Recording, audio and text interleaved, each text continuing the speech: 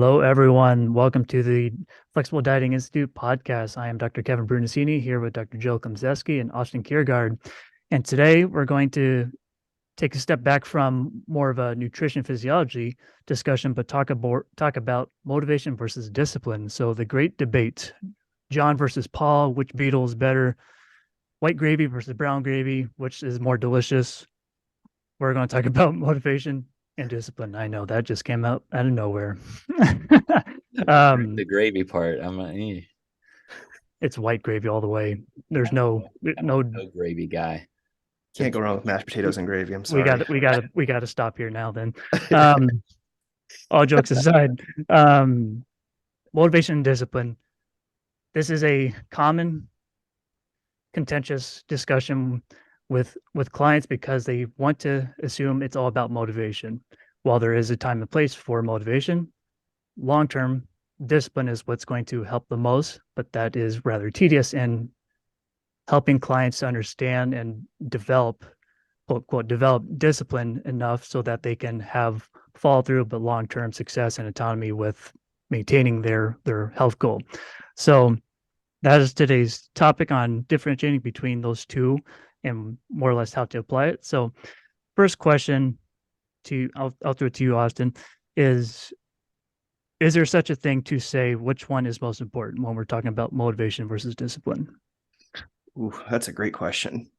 I understand why people talk about motivation. I'm feeling so motivated, but just hear that, just listen to that. I feel so motivated. It's a feeling. It's a temporary feeling where discipline stays consistent. Like I go to the gym 5 days a week. Sometimes when I was deep in my internship and having to travel an hour and 20 minutes one way, I was going to the gym 3 times a week, but I was consistently going to the gym. I've developed that discipline. I wasn't motivated to go to the gym. I've ingrained that to me. So I think both are important, but to your point, discipline outweighs motivation almost every time, because motivation, I feel like, is that primer that kind of gets things started, but it's discipline that drives and that creates that action moving forward. Because people can be disciplined to go to work because they got to pay their bills. Are they motivated by their job? I bet some are not. So I just feel like the motivation is kind of that thing that it can be helpful, but I don't necessarily know that that's going to get people to where they want to be. It can be an inspiration. It can be something that really kind of, again, starts and ignites that thing. But what good is a car that is started and is stuck in park? It's you know what I mean? It's just kind of just sitting there. So how do we move that forward? We put it in drive. We have to put ourselves in drive. So I think that there is a benefit to both, but I think discipline is going to ultimately what gets people to where they want to be. I like the analogy, Austin. I've never heard that all these years. I've never heard of using it from a car analogy. Before I add any more to that, love to hear what your insights are, Joe, on which one is better, more or less, motivation or discipline. Well, white gravy always sounds good, and then it tastes really heavy. Like I just get kind of sick on that. Nonsense.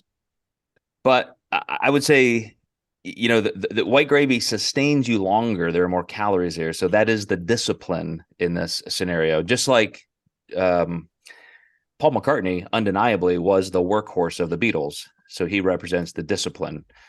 John Lennon was more the motivation, comes in with a great song, that kind of thing. So anyway, I think it's hard to add anything to what Austin just said because it's perfect. Motivation is very transient, and you can feel it just based on, did you get a good night's sleep? How is your day going?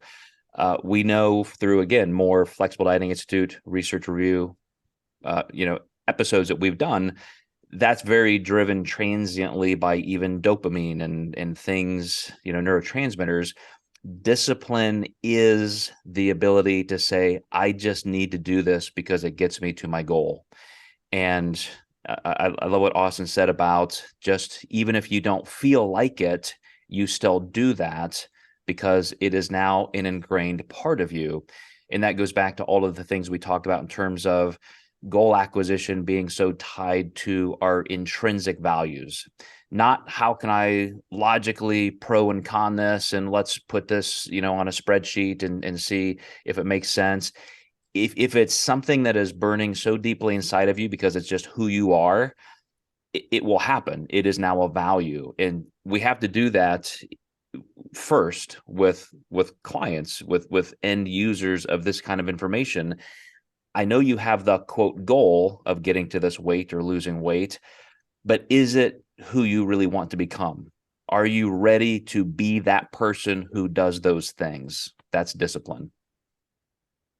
I'm glad you went there, because that's exactly where I was going to, if not as far as intrinsic versus extrinsic motivation. And we've done multiple research reviews on this very concept and topic.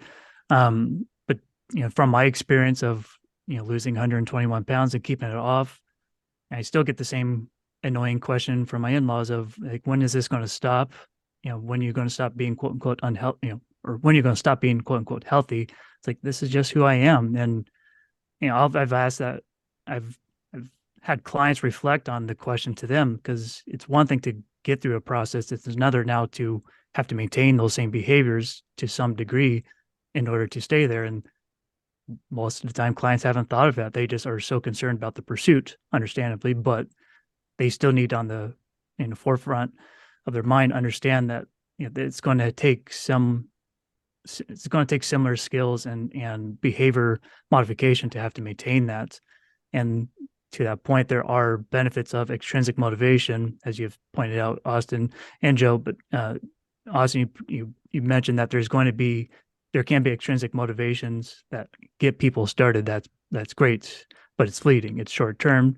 So at some point, we need to have clients connect their actions to something of a value of theirs, and therefore have an intrinsic motivator. Because I'm sure for all of us, when it comes to academics, none of us were motivated to study every day, yet alone for a quiz every 2 weeks. I know I was. Well, we're nerds, but here we were talking about gravy. So, clearly we're probably the outliers, but facetious sided. But it's because it's who we are. I mean, that goes back to the intrinsic value. Like we have slogged through very difficult circumstances to get ourselves through school, because that's part of who we are. And I think that's the real crux of having that conversation with a client versus this is just a project. This is just a 3-month challenge to lose weight and then you're done. It's like, probably not going to work that well unless you really want to adopt a lot of these characteristics.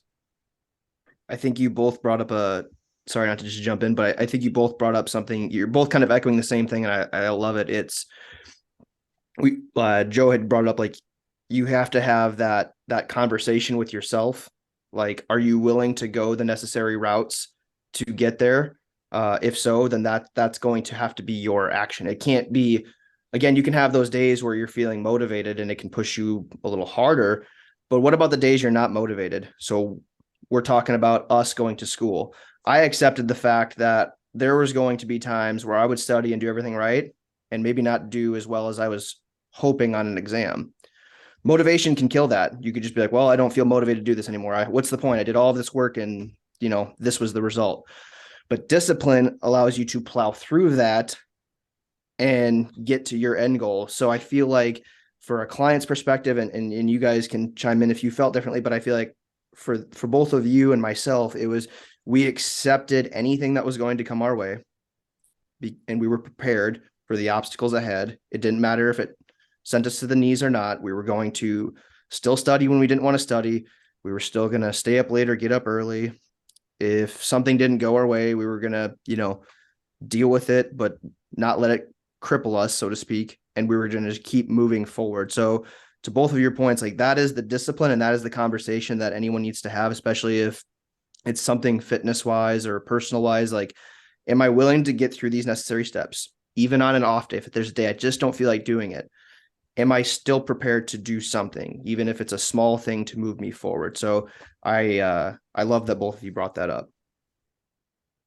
And that's the continuum of motivation. It's not, of motivation as a generalized concept. I've referred to self-determination theory, which conceptualizes motivation as a continuum. So it can be extrinsic and intrinsic on polar opposites, but the motivation is still the term of use. But one can assume as they are more motivated or intrinsically motivated, they're developing discipline as a result of that, or it's going to come as a result of that. So but all this being said, keep in mind, I failed out of my bachelor's. So at one point I was not intrinsically motivated like I am now, or how you two probably always were, as far as I know.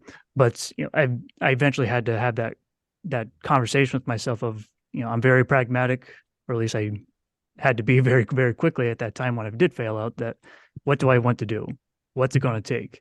And that was the pivotal moments and the impetus of who I had to become then in order to succeed in academics and be in the profession I am.